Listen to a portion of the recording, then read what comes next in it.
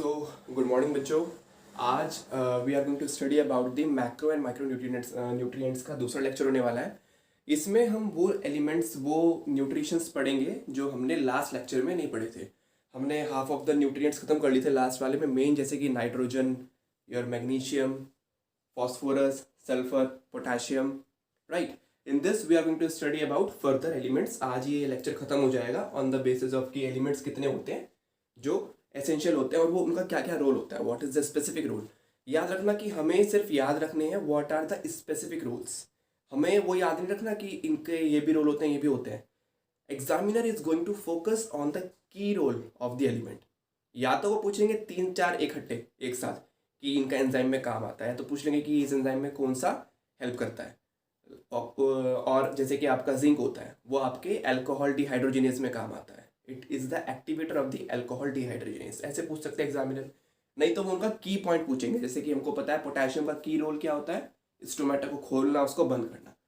उसका मैकेनिज्म क्या होता है वो मैंने तुम्हें लास्ट लेक्चर में इस जगह बना के दिखाया था। What is the mechanism of the opening of the stomata and closing of the stomata. Today we are going to study further, so let's start. Today we are going to study about first of all the element that is let's talk about iron. Okay, देखिए iron बात करें अगर इंसानी शरीर की, इंसानी शरीर में आयरन की रिक्वायरमेंट बहुत होती है। क्यों? बिकॉज वी नो कि आयरन हमारे ब्लड के अंदर हीमोग्लोबिन के साथ बंधा होता है।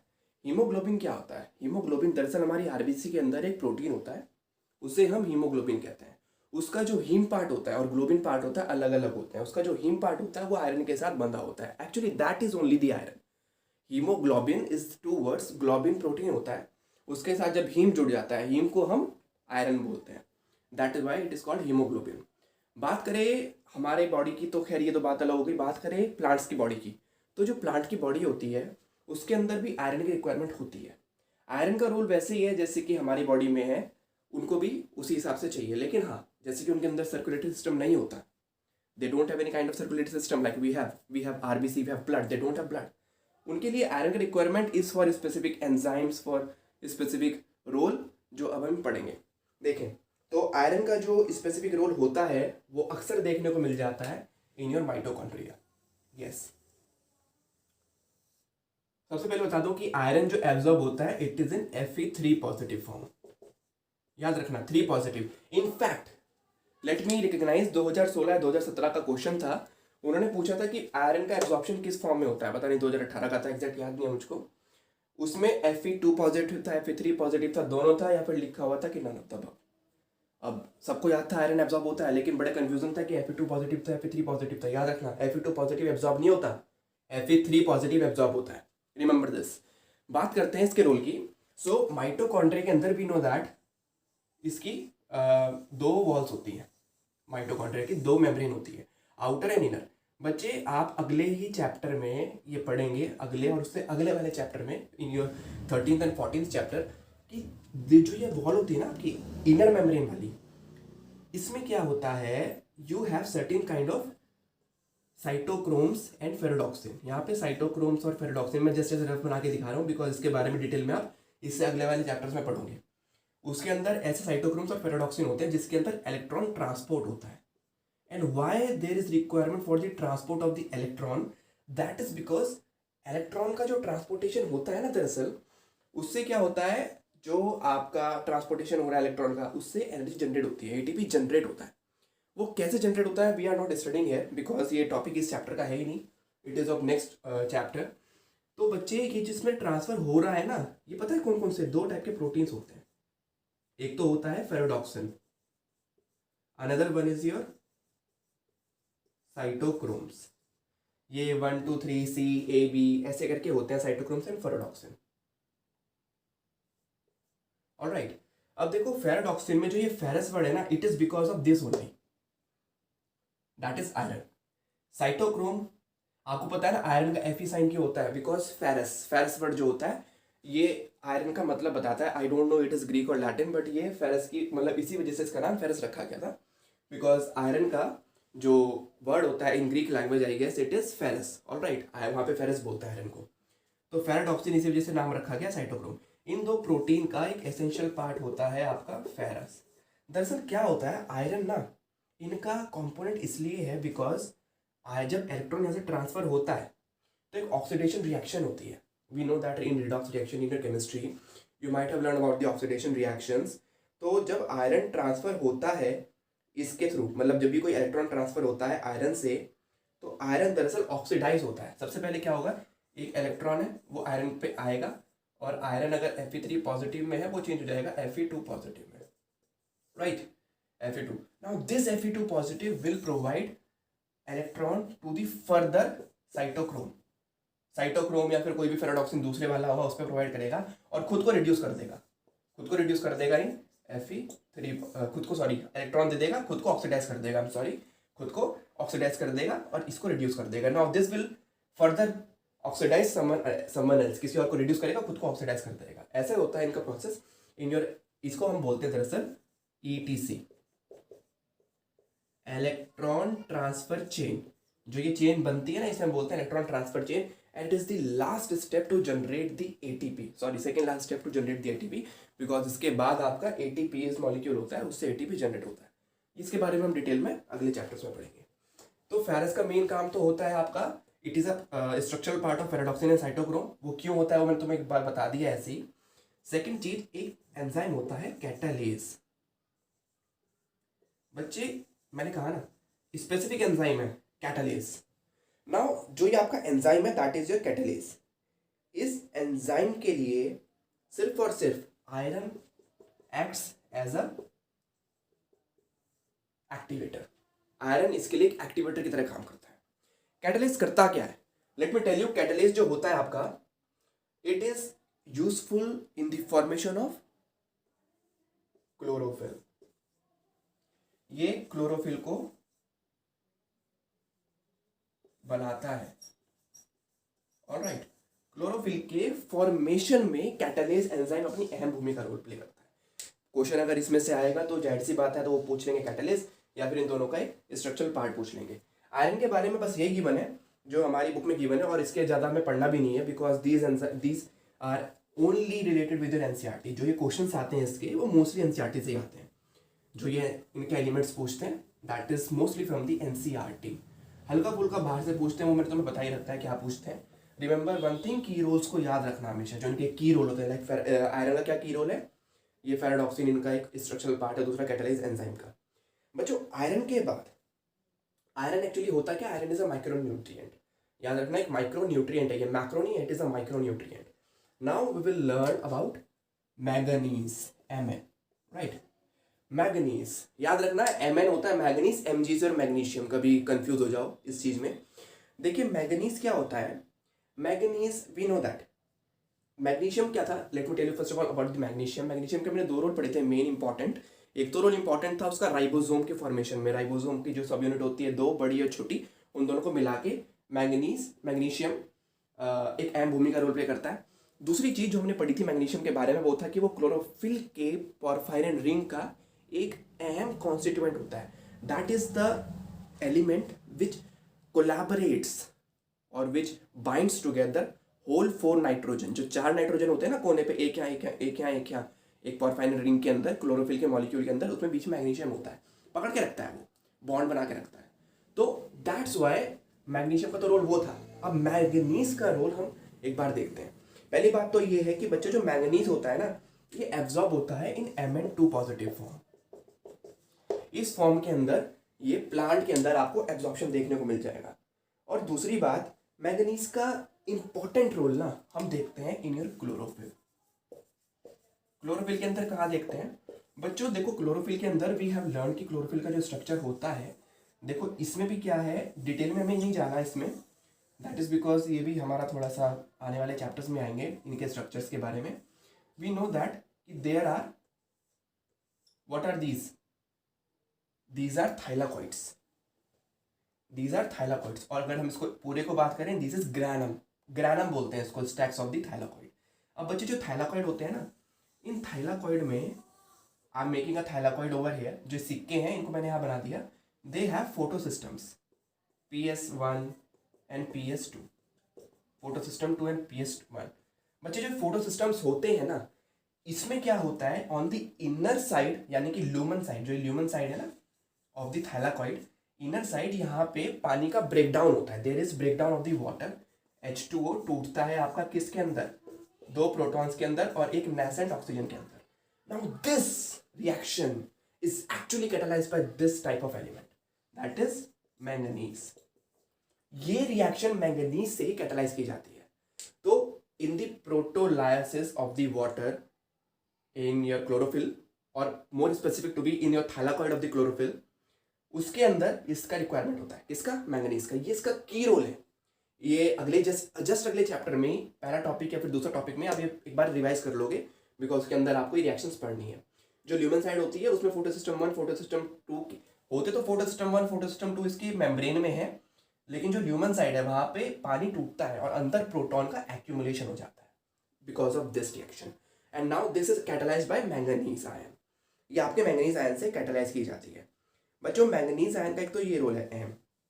दूसरी बात मैंगनीज के बारे में इंपॉर्टेंट ये जानने की है कि इन केस अगर मैंगनीज आपका नहीं है प्लांट के अंदर, सपोज पहली बात तो अगर मैंगनीज नहीं होगा तो क्या क्या कारण हो सकते हैं।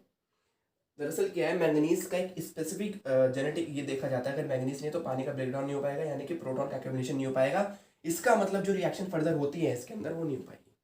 ऑलराइट, लेकिन मैंगनीज की डेफिशिएंसी सिम्टम बड़े इंपॉर्टेंट है। Now that deficiency symptom is known as grey rot of oat. Remember this, OAT।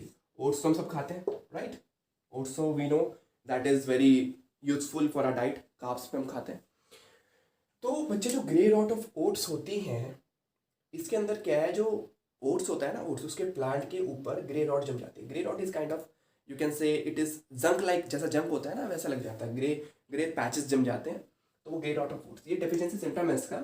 और ये स्पेसिफिक मैंने क्यों बताया तुम लोगों को, बिकॉज स्पेसिफिक ये पूछा गया था, आई डोंट नो 2005 से पहले के जो पेपर्स थे उसमें एक बार पूछा गया था इसके बारे में, that's why I have told you here. लेकिन हाँ, मैंगनीज के बारे में फ्रॉम ईयर 2011 उसके बाद ये बड़े कम क्वेश्चन पूछे गए हैं।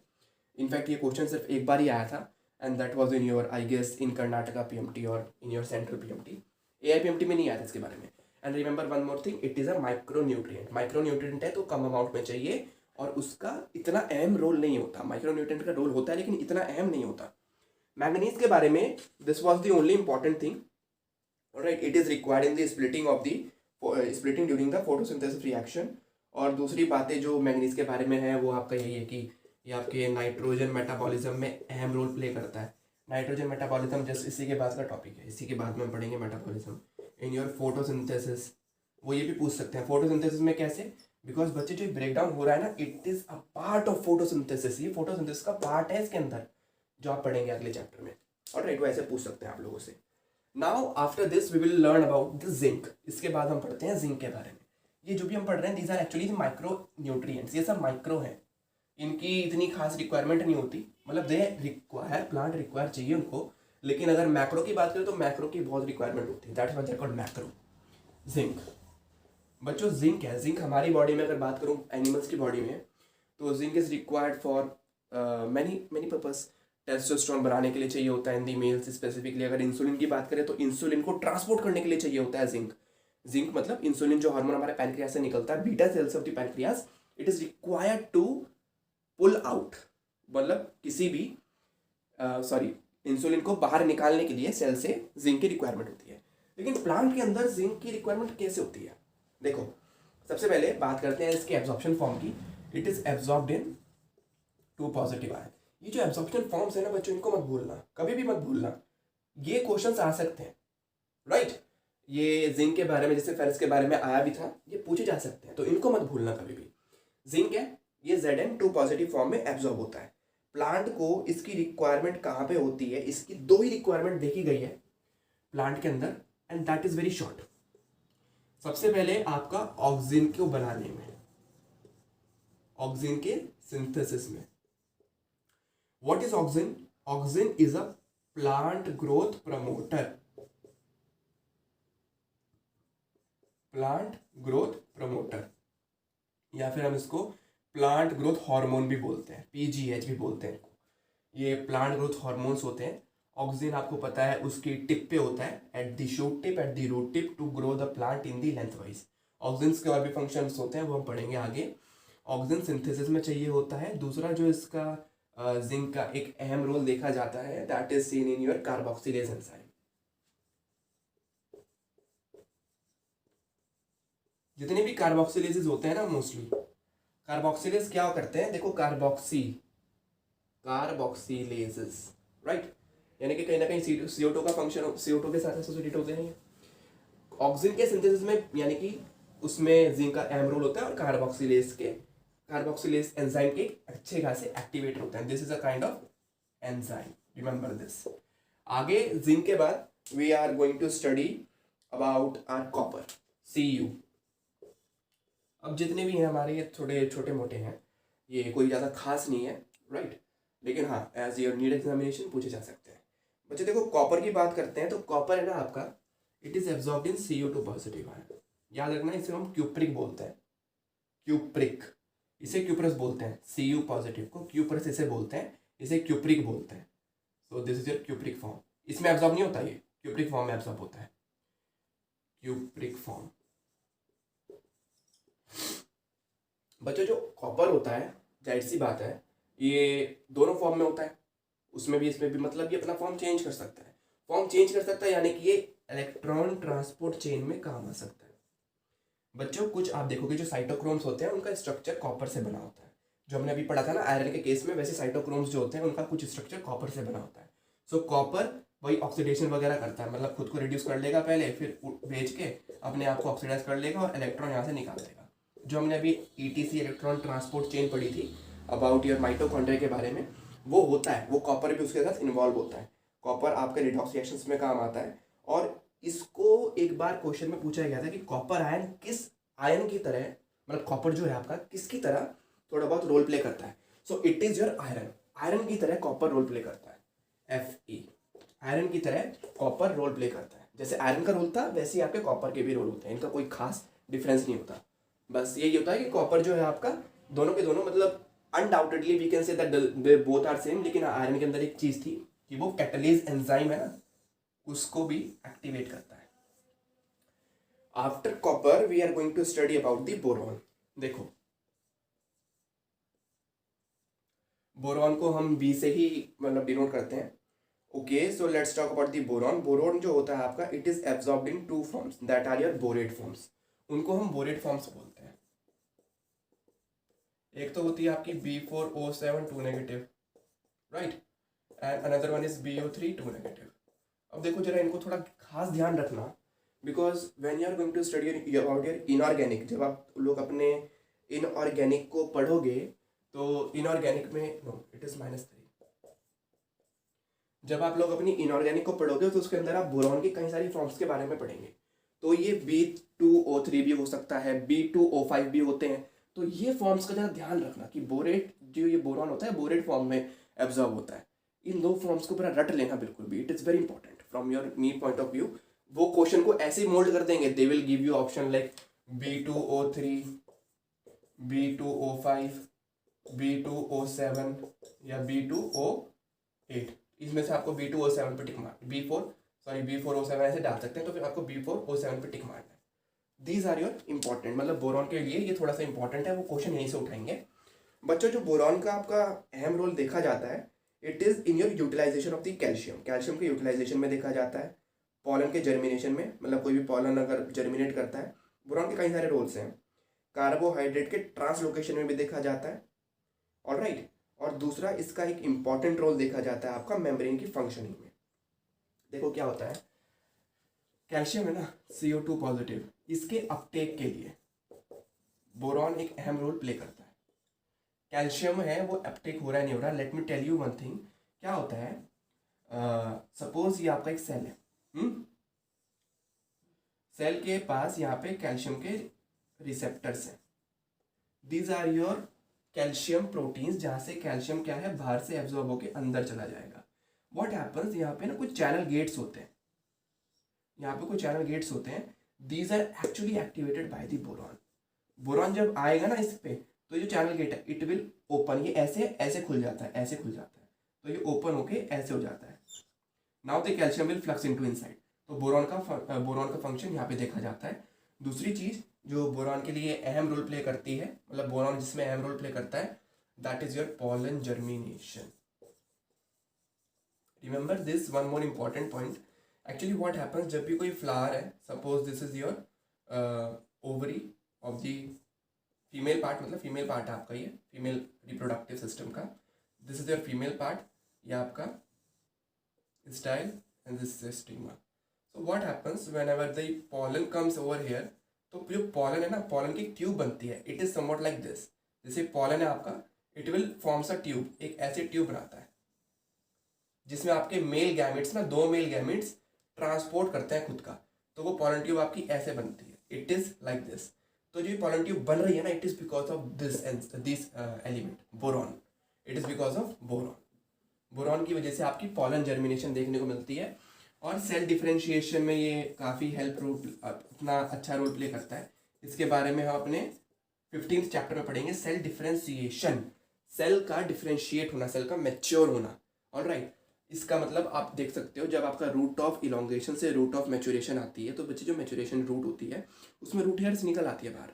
रूट हेयर्स क्यों निकलती है? जैसे हमने देखा अभी जो पॉलन जर्मिनेट हुआ उसमें भी एक ट्यूब बनी है, रूट हेयर क्या है क्या, it is a like of tube, तो वो उसमें रोल प्ले करता है अपना, बोरॉन उसमें अपना अहम भूमिका रोल प्ले करता है। This was your boron.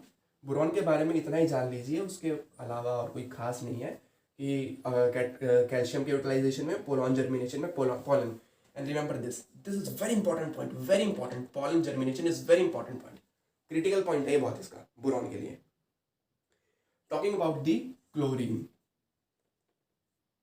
अब देखो क्लोरीन का जो रोल है वो कहाँ पे, मतलब क्लोरीन जो होता है वो कहाँ पे अपना अच्छा खासा रोल दिखाता है। लेट मी टेल यू कि जो क्लोरीन होता है ना, अब इसका एक ही फॉर्म होता है, that is your anionic form, that is your Cl negative, उसी में एब्जॉर्ब होगा ये Cl2 पॉजिटिव या फिर Cl2 नेगेटिव, तो आपने कभी सुना भी नहीं होगा, राइट।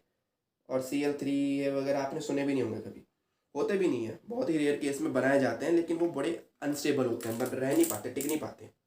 तो बच्चों जो आपका Cl नेगेटिव है, ये क्लोरीन का वो फॉर्म है जिसमें क्लोरीन एब्जॉर्ब होता है। एक्चुअली क्या है, क्लोरीन ना जितने भी एलिमेंट्स हैं ये अनायनिक फॉर्म में एब्जॉर्ब होते हैं। अनायनिक फॉर्म में क्यों? बिकॉज अनायनिक फॉर्म में they are dissolve in water. Anionic form में वो पानी में मतलब डिजॉल्व हो जाते हैं, एज अ रिजल्ट पानी में डिजॉल्व हुए, पानी आराम से जा सकता है, ट्रांसपोर्ट हो सकता है। लेकिन क्लोरीन की बात, ओके, सो क्लोरीन की बात करते हैं, it is absorb in Cl negative form. बच्चों क्लोरीन का हम अहम रोल कहाँ पे देखते हैं? Actually let me tell you कि आप लोगों ने अपने सोडियम पोटेशियम के बारे में तो पढ़ा होगा, ये अहम एलिमेंट्स हैं जो आपके अनायन कटायन बैलेंस को बना के रखते हैं, राइट, सोडियम एंड पोटेशियम। तो बच्चों इनके साथ क्लोरीन अपनी अहम भूमिका रोल प्ले करता है, मतलब अनायन कटायन बैलेंस को बना के रखने में क्लोरीन हेल्प करता है, because this both are positive, as a result negative automatically attract हो जाता है पोटेशियम की तरफ, तो क्लोरीन भी अंदर चला जाता है। दूसरी चीज हमने देखा था कि ओपनिंग ऑफ स्टोमेटा। अब अगर मैं बात करूं, ओपनिंग ऑफ स्टोमेटा कराता पोटेशियम ही है, इसको भूलना मत। क्लोरीन बस एक एडिशनल रोल प्ले करता है, जो हमने पढ़ा था मैकेनिज्म में। क्लोरीन भी घुस जाता है ना, तो एक तरीके से कंसंट्रेशन को बढ़ा देता है, अंदर वाली हाइपोटोनिक सॉल्यूशन बना देता है। लेकिन ये अगर बात करें तो की पॉइंट जो है इसका, वो आपका पोटेशियम आएगा, क्लोरीन नहीं होगा, it won't be chlorine. Alright, और बात करते हैं हम क्लोरीन के बारे में।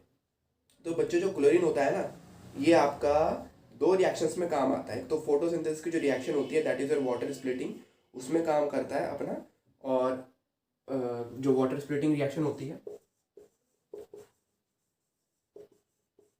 जो हमने पढ़ी थी अभी H2O वाली मैंगनीज के केस में, उसमें अपना रोल प्ले करता है। दरअसल क्या होता है उसमें ना, जो ये नेसेंट ऑक्सीजन निकलता है ना, ये नेसेंट ऑक्सीजन को जब हम O2 में ट्रांसपोर्ट करते हैं, ऑलराइट, इसमें हमें क्लोरीन का रिक्वायरमेंट होती है। नेसेंट ऑक्सीजन को O2 में, मतलब इवोल्यूशन ऑफ द ऑक्सीजन के इवोल्यूशन के लिए हमें क्लोरीन का रिक्वायरमेंट होता है। ऑलराइट, इन दैट रिएक्शन हमने पढ़ा था ना अभी भी जस्ट मैंगनीज के अंदर, रिवर्स करके देख लेना वीडियो को, उसमें तुम्हें मिल जाएगा। क्लोरीन का रिक्वायरमेंट यहाँ पे होता है। So this was your actually about the chlorine. Chlorine इतना कोई खास भी नहीं है, जो एलिमेंट्स खास थे वो हमारे पहले वाले लेक्चर में थे, that's why I focused first lecture to be most important lecture. Alright. Chlorine के बाद जो हमारा एलिमेंट आता है, क्या बच गया हमारा? जिंक हो गया, बोरॉन हो गया है, कॉपर हो गया है, सब कुछ तो हो ही गया है। बचता क्या है हमारा? मॉलिब्डेनम। या we are left with molybdenum. Okay, so talking about the molybdenum. देखो, मॉलिब्डेनम के बारे में कोई ज़्यादा खास बात जानने को तो नहीं है। इसके बारे में बस तुम्हें यही जानना है कि ये दो एंजाइम्स का एक अच्छा खासा मतलब you can say it is a prosthetic group. Prosthetic group होता है ये। It is the prosthetic group of two enzymes. Molybdenum absorb किस फॉर्म में होता है? It is your MOO2। यहाँ पे भी है, ये देखो थोड़ा सा टिपिकल सा फॉर्म है इसका, ये मॉलिब्डेट फॉर्म। इसको हम दरअसल क्या बोलते हैं? We usually say it as a molybdate form. इसमें ये एब्जॉर्ब होता है। इसका ना बच्चों दो एंजाइम के अंदर अच्छा खासा रोल प्ले करता है ये। मतलब उसका एक प्रोस्थेटिक ग्रुप होता है ऑफ द टू एंजाइम्स। वो एंजाइम्स के जो नाम है, it is your nitro reductase, और तुम्हारा जो दूसरा एंजाइम है दैट इज योर या nitrogenase. Remember this both of these enzymes are required in N2 metabolism, यानी कि नाइट्रोजन मेटाबॉलिज्म में चाहिए होते हैं। अभी हम पढ़ेंगे। देखो, मॉलिब्डेनम में, मैंगनीज में और मैंगनीशियम में, डोंट कंफ्यूज योरसेल्फ, कभी भी कंफ्यूज मत करना। इन तीनों में से अगर मैं कहूँ इंपॉर्टेंट कौन सा है, देखो तीनों इंपॉर्टेंट है। नीट वालों को कुछ पता नहीं है, एग्जामिनर कौन सा डाल दे कब डाल दे कुछ भरोसा नहीं है उनका। डाल सकता है, लेकिन अक्सर देखा जाता है कि वो मैंगनीज पे ज़्यादा फोकस करके रखता है, तो शायद से। लेकिन तीनों इंपॉर्टेंट है, मैं ये नहीं कहूँगा कि कोई भी इंपॉर्टेंट नहीं है। Both of all the threes are important. और ये आपका मॉलिब्डेनम के बारे में था। मॉलिब्डेनम के ये दो हैं कि प्रोस्थेटिक ग्रुप होता है दो एंजाइम्स का, और वो एंजाइम है नाइट्रो रिडक्टेस और nitrogenous. I told you on the first से कि ये चैप्टर थोड़ा सा टिपिकल होने वाला है, बिकॉज ये चैप्टर आपको तब तक याद नहीं होगा जब तक आप 13th, 14th और 15th को नहीं पढ़ लेते। Once you learn your 13th, 14th and 15th ना, you will memorize this chapter, because ये जो एंजाइम्स हैं इनको आपके नाम याद नहीं होंगे। If you learn here, it is very useful for you, it is very useful. देखो, ये तो था आपका सबका सब एलिमेंट्स के बारे में। फटाफट से अब हम डिस्कस कर लेते हैं दो टर्म्स को हमारे एलिमेंट्स के लिए। This was your actually the toughest part of the chapter. I will say कि थोड़ा टफेस्ट पार्ट है चैप्टर का। If you conquer this, you have conquer the chapter, your chapter. अब देखो, अगले जो दो टॉपिक्स हैं, this is based on your, एक तो है टॉक्सिसिटी, एक है आपका deficiency symptoms. First of all I would like to talk about deficiency symptom. देखो, कोई भी एलिमेंट अगर एक सर्टेन कंसंट्रेशन से नीचे जाता है ना, तो व्हाट हैपन, वो प्लांट, सपोज में प्लांट है कोई, सपोज जैसे प्लांट, अगर इसके अंदर कोई भी एलिमेंट है जो इसके लिए रिक्वायरमेंट है, फॉर एग्जांपल नाइट्रोजन है, वो इसके लिए जरूरी है, अगर वो एक सर्टेन कंसंट्रेशन से नीचे जा रहा है ना, तो इसके अंदर कुछ सिम्टम्स, कुछ असर हमें देखने को मिल जाएगा। सो उसे हम बोलते हैं डेफिशिएंसी सिम्टम्स, राइट। और जिस कंसंट्रेशन से नीचे जाते ही